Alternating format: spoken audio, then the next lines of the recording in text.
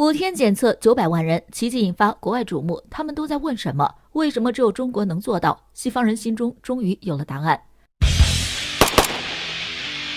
5天检测全城900万人口，这则消息令外媒震惊。这实在和西方群体免疫以及怠惰防疫工作形成鲜明对比。尤其是随着欧美国家第2波疫情来袭，中国速度再次引发外界瞩目。现在他们都在问一个问题。英国 BBC 报道称，中国已经基本控制住了新冠病毒，这和感染病例不下的其他国家和地区形成鲜明对比。而美国 CNN 驻华记者大卫·卡尔夫在连线采访时表示，青岛检测规模比纽约大得多了，我们还在武汉见到了他们对1200万人进行监测。在6月份北京大型核酸监测现场，那里组织有序，令人印象深刻。在听到青岛防疫工作后，主持人不禁感叹，太令人吃惊了。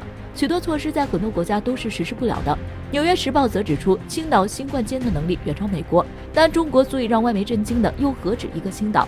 据观察网查询数据，几乎每个出现疫情的中国城市都有着比肩外国异国检测能力。正是这种强大的组织能力和保障下，中国人可以在全球疫情第2波反弹的情况下，仍然在黄金节假日出行，享受着正常生活、工作、上学的节奏。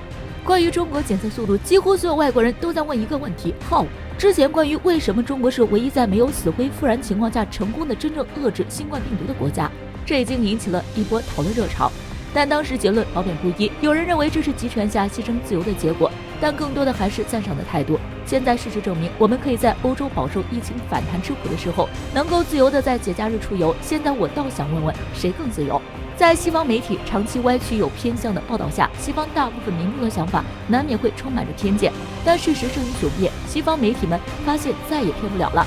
有外国人在社交媒体表示，全世界确实应该看看中国，他们为了12个病例就检测了整个城市，而不是在广播、新闻或网络上散播恐慌。还有人表示，你想知道为什么中国这个拥有14亿人口的国家感染病例持续接近0，就是因为有这样的组织能力。